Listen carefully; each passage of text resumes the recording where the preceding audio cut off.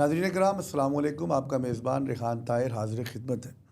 وطن سے محبت اور دور حاضر میں جو انتشار کی صورتحال ہے، آج ہمارا پوڈ کاسٹ کا جو ٹاپک ہے وہ یہی ہے کہ دور حاضر میں جب ہم موجودہ صورتحال کو دیکھتے ہیں اور پاکستان کے اس وقت جو نظریاتی سرحدوں پہ حفاظت کرنے والے لوگ ہیں، جغرافیائی جو سرحدوں پہ حفاظت کرنے والے لوگ ہیں، اس معاملے میں عام عوام کہاں کھڑی ہے، ہم کس طرح اس انتشار کے دور میں یا تو اپنا حصہ ملا رہے ہیں یا امید کی شمع کو روشن کر رہے ہیں۔ پاکستان کے اندر مختلف قسم کی آوازیں آ رہی ہیں، کچھ آوازیں پاکستان کے حق میں ہیں، لیکن افسوس کے ساتھ کچھ آوازیں پاکستان کے خلاف بھی ہیں۔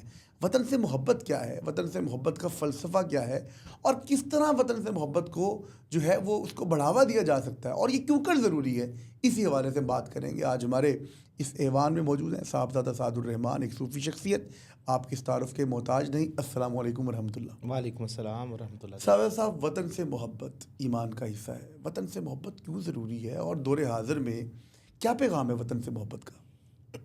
بسم اللہ الرحمن الرحیم۔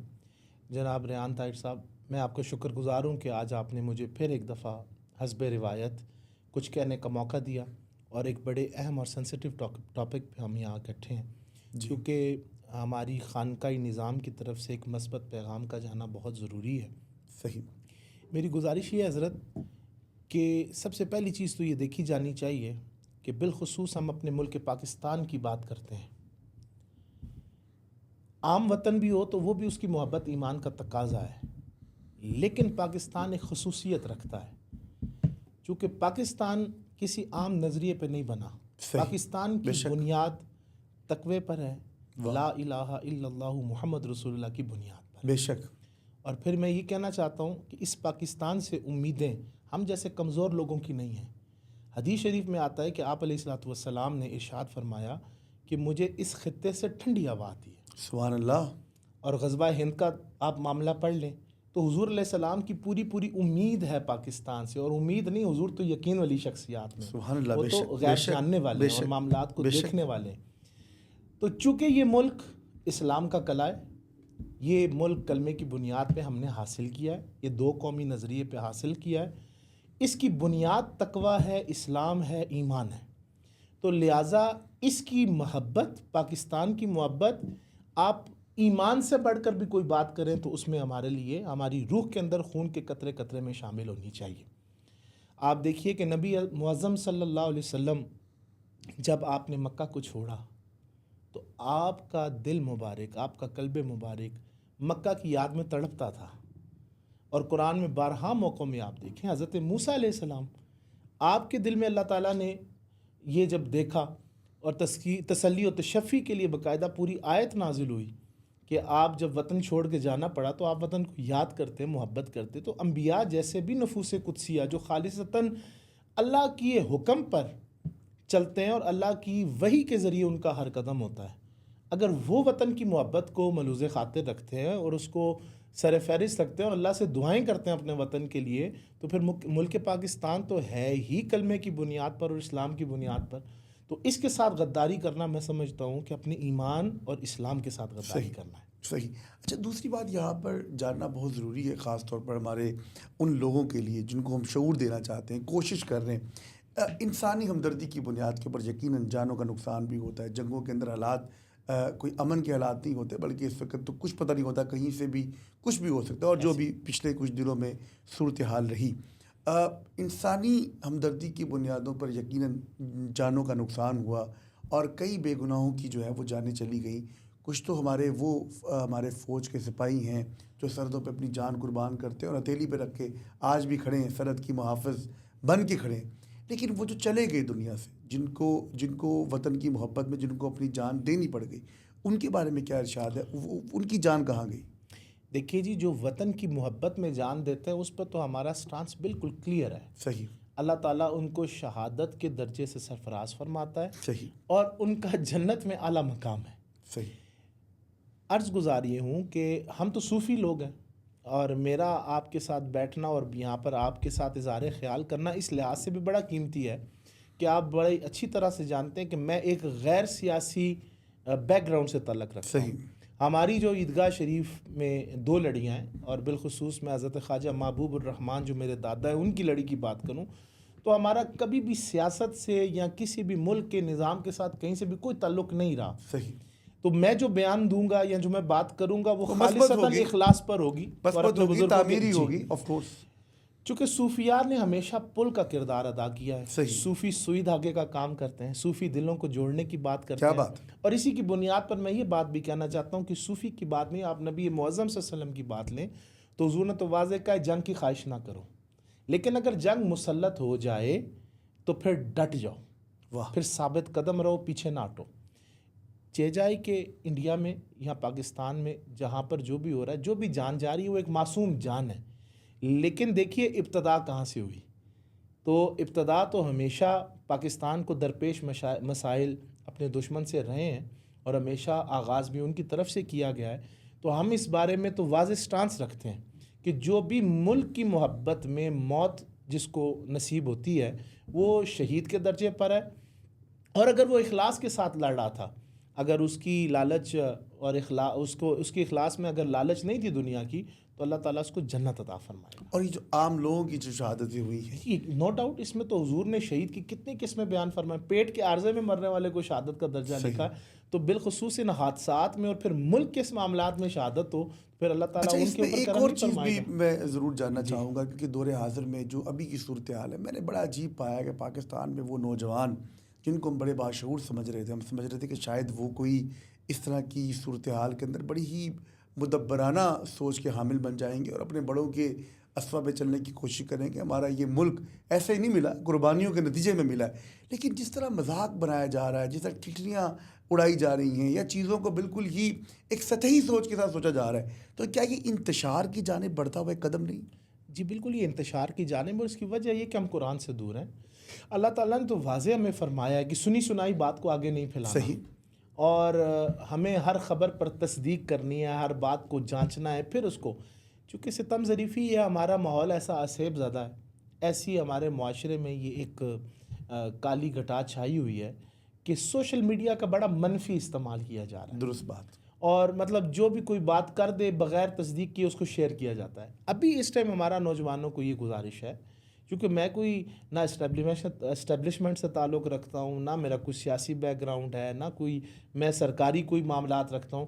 میں تو واضح طور پہ صرف اپنے ملک کے لیے مخلص ہو کے یہ گزارش نوجوانوں سے کر سکتا ہوں کہ آج یونٹی کا وقت ہے. بہت خوب. پاکستان کے لیے ایک ہونے کا وقت ہے. کسی قسم کی بھی جو ہے کمزور بات کو سننا پھر اس کو آگے پھیلانا یا ایسی بات کرنا جو انٹرنیشنلی ہمارے تشخص کے خلاف ہو. دیکھیں ہمارا ملک پہلے ہی بہت سارے معاملات میں بہت ساری مشکلات کا شکار ہے. فائنینشلی ہم لوگ کمزور ہیں، بیرونی ہمیں بہت سارے چیلنجز ہیں. تو آج اگر ہم اپنے سیاسی نظریات کا اختلاف، اپنے مذہبی نظریات کا اختلاف دور کر کے ایک نہیں ہوں گے تو کل یہ ہمیں نصیب نہیں ہو سکتا. چونکہ آج دیکھیں ہر بندہ بات کرتا ہے تو سیاق و سباق کو دیکھیں، غزہ و فلسطین دیکھ لیں.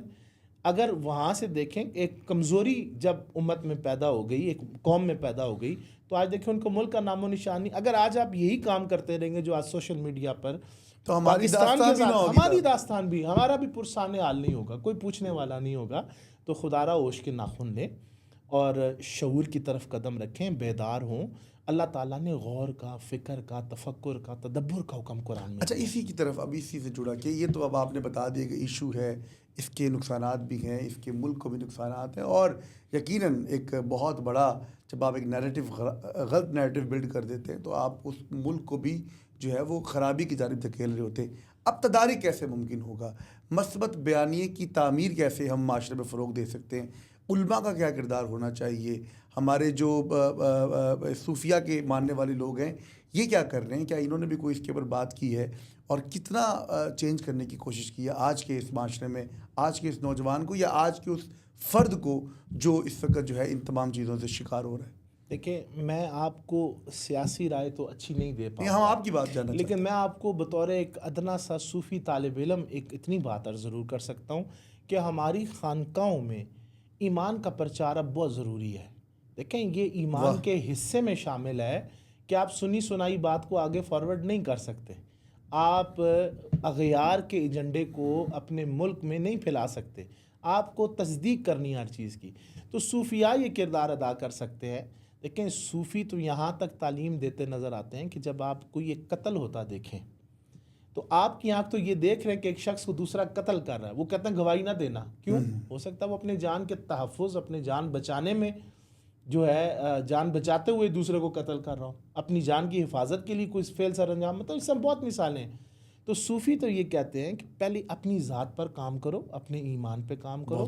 چونکہ اللہ نے جہاں بھی فتح کی بات کی، جہاں بھی کامیابی کی بات کی، ان کنتم مومنین کا ارشاد آیا کہ اگر تم مومن ہو پھر نصر من اللہ و فتح قریب. اگر تم مومن ہو پھر نہ گھبراؤ نہ غم کرو، اللہ تعالیٰ تمہیں فتح دے گا، کامیابی دے گا. ہماری مسائل پتہ کیا ہے حضرت؟ مہربانی کر کے آپ نے اس کلپ کو ضرور عرض کرنا، بیچ میں سلیکٹ کرنا ہے اور اس کو پروموٹ کرنا ہے. میں یہ عرض کرنا چاہتا ہوں اپنے تمام مسلکی ساتھی جو مسلمان کلمہ گو ہیں وہ اس چیز کو سوچیں. حضرت آپ سیاست پہ بات کر رہے ہیں، حضرت آپ انٹرنیشنل ریلیشن پہ بات کر رہے ہیں، حضرت آپ دین کے ترجمان بننا چاہتے ہیں، لیکن دیکھیے کہ آپ بات کرتے ہوئے سینسٹیو میٹرز کے لیے احتیاط برتیں. یہ وہ قوم ہے جس کو 80% حلال و حرام کے مسائل نہیں پتہ. یہ وہ ملک ہے جہاں پر اردو اخبار نہیں پڑھا جا سکتا. یہ وہ ملک ہے جہاں انگریزی کے چند حصے نہیں پڑھے جا سکتے. تو آپ اشتعال میں یا کسی سیاسی اختلاف اور میں سنی سنائی باتوں سے سنی سنائی بات کو جب آپ پھیلائیں گے تو پھر اس ملک کا حشر کیا ہوگا، اس کے ثمرات کیا نکلیں گے. تو میں تو سمجھتا ہوں کہ پاکستان کو اب صوفی سوچ پر آنا ہوگا. بڑا عرصہ ہو گیا صوفیہ کی مخالفت ہوتی رہی، لیکن صوفی سب سے پہلے سیلف اکاؤنٹیبلٹی پہ کام کرتا ہے. ویلکم فار ایوری ون، اور ہر کسی کے لیے جو ہے پہلے اپنی ذات کو درست کے. اللہ بھی کہتا ہے قوا انفسکم وعلیکم نارا. پہلے تیری جان کا سوال تجھ سے ہونا ہے کہ بھی اپنے آپ کو آگ سے بچا، پھر سیکنڈ ہے اپنے اہل و عیال کو آگ سے بچا. تو ہم دیکھیں کہ ایک ریڈی والا، ایک چوراہے پہ کھڑا ہوا اخبار بیچنے والا، ہم ان کی تذیق نہیں کریں. ہر بندہ، ہر انسان عظمت اور تکریم کے لائق ہے، عظمت والا اور تکریم کے لائق ہے. لیکن میں یہ کہنا چاہتا ہوں کہ ایک PhD ڈاکٹر کی سوچ اور کیا ایک ان پڑھ کی سوچ برابر ہو سکتی ہے؟ ایک سیاسی پیرائے میں کام کرنے والا شخص وہ کیا ایک مذہبی سوچ کا جو مدرسے میں پڑھاتے ہیں یا ایک خانقاہ میں ایک اسپیسیفک سبجیکٹ کے وہ صوفی ہوں، کوئی ٹیچر ہوں، تو وہ کیا سیاست کو ایڈریس کر سکتے ہیں؟ نہیں. آپ کو مہارت جس بندے نے بھی جس شعبے میں بات کرنی ہے اس کو پہلے مہارت حاصل کرنی چاہیے. تو یہ جو نائی کی دکان کا اور چائے کے ٹھیلے کا کلچر ہے نا، کہ جو خبریں وہاں چار سنی اسی کو آگے سنی سنائی کو پھیلا دیا، تو اس سے ذرا اجتناب کرنا ہوگا. پہلے قوم کو سیلف اکاؤنٹیبلٹی اپنے ایمان پہ، پھر ہم بڑھ کر بڑے لوگوں پر انگلی اٹھائیں، جس میں ہمارے علماء، ہمارے بزنس پرسنالٹیز، ہمارے سیاستدان، ہمارے فوجی ادارے، یہ سارے ہیں. چونکہ یہ سارے ہمارے ہیں. اگر آپ کو کسی سے اختلاف ہے نا، گالی اس کا حل نہیں ہے. اس کا حل کیا ہے؟ آپ کے اچھا آپ کے نظریے کے مطابق وہ ٹھیک نہیں تو اس کو دعا دیں کہ اللہ آپ کو ہدایت اور شعور عطا کرے.